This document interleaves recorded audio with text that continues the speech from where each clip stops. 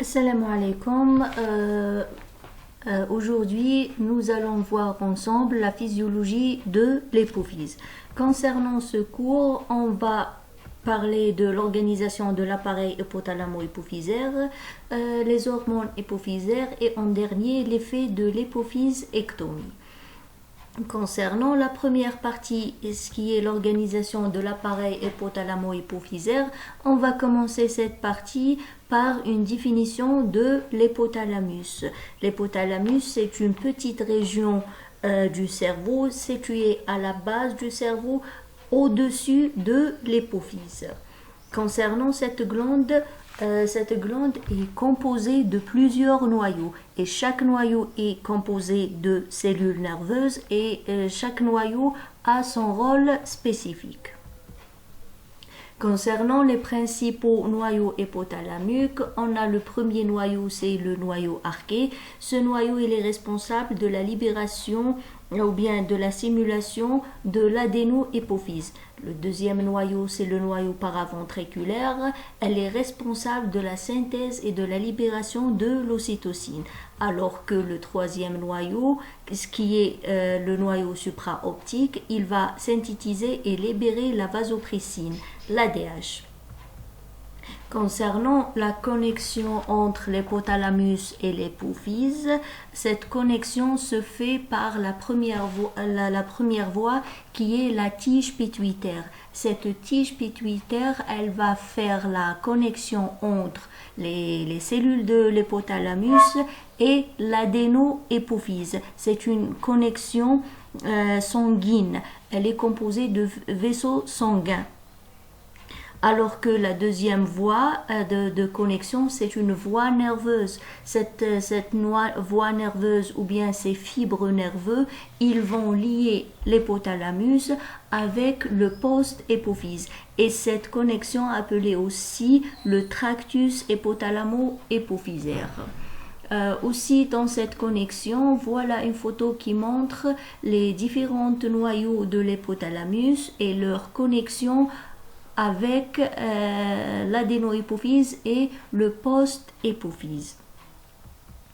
Concernant les fonctions de l'hypothalamus, il va assurer plusieurs fonctions. La première, c'est la température corporelle. Aussi, il va assurer ou bien il va réguler faim et soif. Aussi, sommeil et éveil. Aussi, l'hypothalamus joue un très grand rôle dans la reproduction des animaux. Et aussi, il va maintenir l'homéostasie de l'organisme. Concernant la deuxième partie ou bien les hormones hypophysaires, dans cette partie, on va parler de l'hypophyse qui est une glande ou bien on dit l'hypophyse ou bien la glande pituitaire. Cette glande, elle est logée à la base du cerveau dans une cavité osseuse appelée la selle turcique. Toujours dans l'hypophyse, il est constitué de trois lobes. Le lobe adénohypophysaire ou bien l'antihypophyse, neurohypophyse ou bien la neurohypophyse et la partie intermédiaire. Toujours dans l'hypophyse, on va commencer par le premier lobe qui est l'adénohypophyse. Et on a dit que l'adénohypophyse ou bien l'antihypophyse. Cette glande, elle synthétise 6 hormones spéciales qui stimulent d'autres glandes endocrines. Le deuxième lobe, c'est le lobe intermédiaire. Ce lobe ou bien cette glande, elle sécrète une hormone appelée mélanostimulline ou bien MSH. MSH, il joue un rôle très important dans la coloration de la peau. Le troisième lobe, c'est le neurohypophyse ou bien post-hypophyse. Ce lobe, c'est un interpôt qui stocke et libère 2 hormones produites par l'hypothalamus. Maintenant, on va parler en détail des hormones de l'adénohypophyse ou bien hormones adénohypophysaires. On va commencer par GHRH qui est stimulé par l'hypothalamus. Cette hormone, elle va stimuler l'hypophyse pour la sécrétion de growth hormone. Le growth hormone, à son tour, il va provoquer ou bien il va stimuler la croissance et le développement corporel. Deuxième hormone sécrétée par l'hypothalamus, c'est TRH. Cette hormone, elle va stimuler l'hypophyse pour la sécrétion de l'hormone TSH. La TSH, elle stimule à son tour la glande thyroïde pour la sécrétion de T3 et T4. Toujours dans les hormones adéno-hypophysaires, c'est l'hypothalamus, il sécrète CRH. Cette hormone, elle va stimuler l'hypophyse pour la sécrétion de l'ACTH. L'ACTH, c'est une hormone spécifique de la stimulation de la glande surrénale. Aussi, pour les hormones hypothalamiques, on a GnRH ou bien gonadotropin hormone. Cette hormone, elle va stimuler l'adénohypophyse pour qu'elle sécrète FSH et LH. Ces deux hormones sont des hormones responsables de la stimulation des gonades, les testicules chez le mâle et les ovaires chez les femelles. Aussi, nous avons d'autres hormones sécrétées par l'adénohypophyse. Là, c'est la prolactine. Cette prolactine, elle n'est pas stimulée par l'hypothalamus. La prolactine, son rôle, c'est la stimulation de la synthèse du lait par la glande mammaire. Maintenant, on va parler des hormones inhibiteurs de l'adénohypophyse. On va commencer par la dopamine. C'est une hormone sécrétée par l'hypothalamus. Cette hormone, elle va stimuler l'hypophyse pour inhiber la sécrétion de la prolactine. La deuxième hormone qui inhibe la sécrétion des hormones adénohypophysaires, c'est la somatostatine. Cette hormone, elle est sécrétée par l'hypothalamus.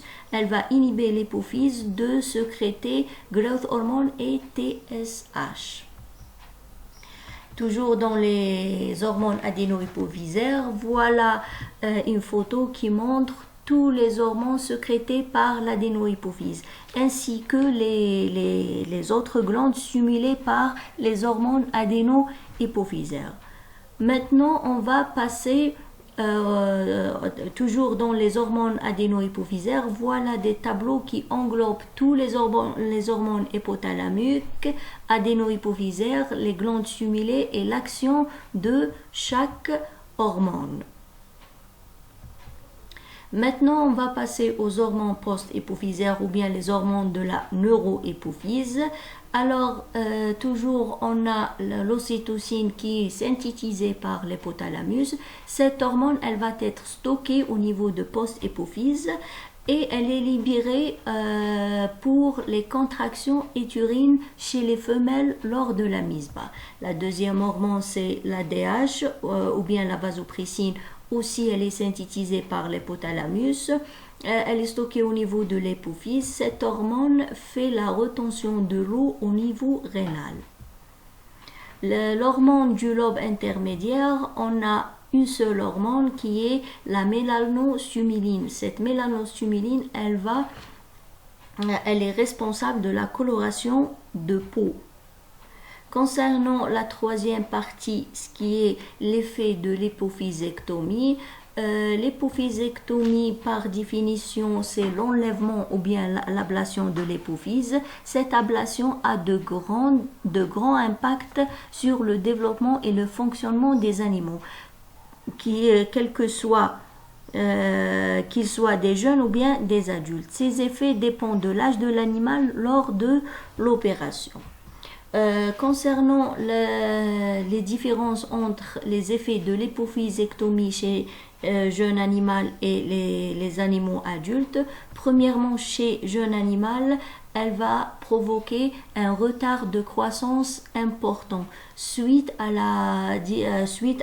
l'absence de l'hormone de croissance, et cette absence va provoquer, elle va affecter la croissance osseuse, cartilagineuse, le développement des muscles et des organes. Chez l'adulte, l'hypophysectomie n'a pas d'effet sur la taille, mais peut entraîner une perte de poids et une diminution de la masse musculaire.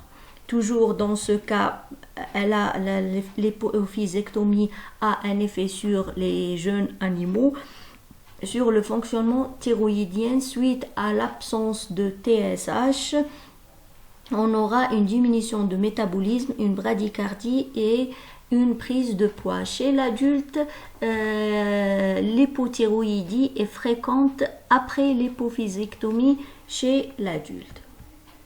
Aussi, concernant le fonctionnement surrénal, l'absence de l'hormone ACTH entraîne une insuffisance surrénalienne chez les jeunes animaux, alors que les animaux adultes, l'insuffisance surrénale est moins fréquente. Concernant la reproduction, chez les jeunes animaux, l'hypophysectomie affecte la puberté et la fertilité. Concernant les animaux adultes, l'hypophysectomie affecte la fertilité et peut entraîner un anostrus chez les femelles et azospermie chez les mâles.